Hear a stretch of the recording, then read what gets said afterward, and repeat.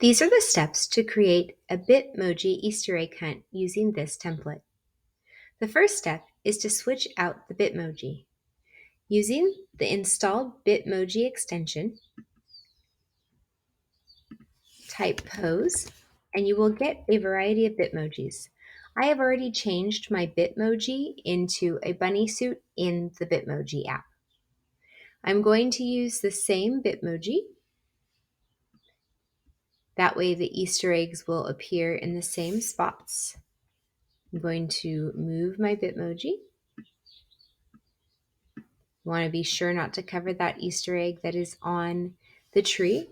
And then I am going to go up to arrange and order, and I'm going to send my Bitmoji to the back so that those Easter eggs show up on top of the Bitmoji.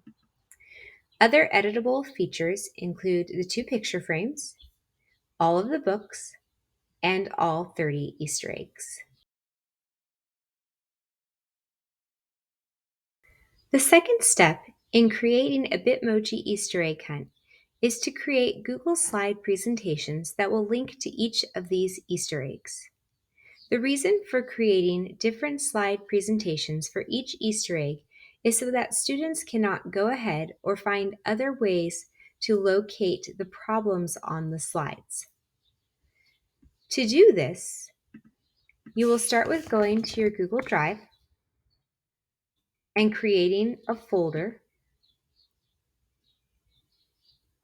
When you create the folder, make sure you title it in a way that makes sense to you.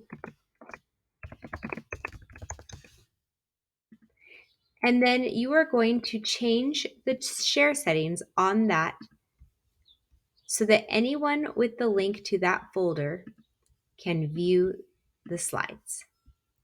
This means that everything created within this folder will automatically be viewable to anyone who has the link.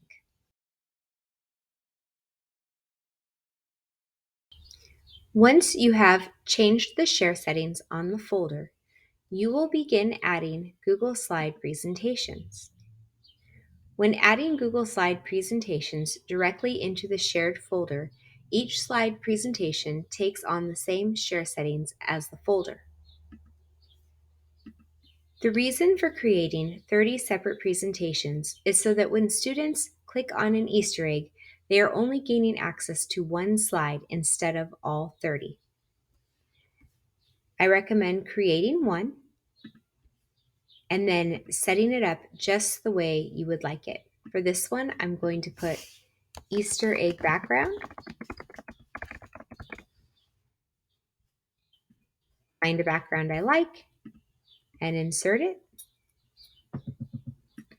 And then I'm going to change the layout so that it just has one text box.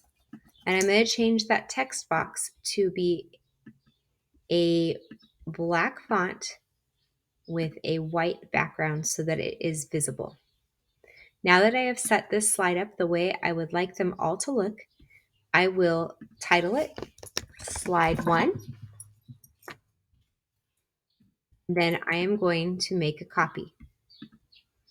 I will title this one Slide 2. It's still in the egg hunt slides, and I will repeat this process until I have all 30 of my slides. I recommend completing 10 slides at a time so that you do not have too many slides open. Here is an example. I have created slides 1, 2, 3, 4, 5, 6, 7, 8, 9, 10. When I am completely done adding my information to these slides and sharing them, I will close them and add slides 11 through 20.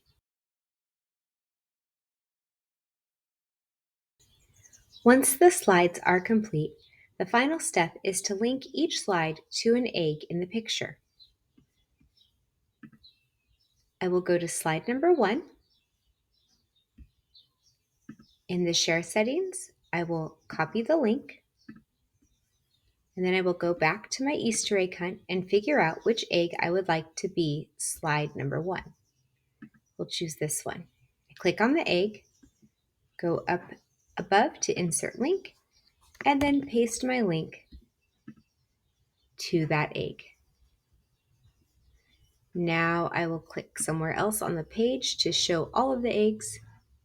I will click on the egg on the coffee mug, go back to slide number 2, copy the link, and then paste it to the egg I want. It is important that on each slide, you title it with which box on the answer sheet you would like students to show and produce their work in. Once you are complete, the Easter egg classroom will look something like this. If I click on each egg, it shows me the directions. The goal for the students is to find all 30 Easter eggs and record their answers in the template provided.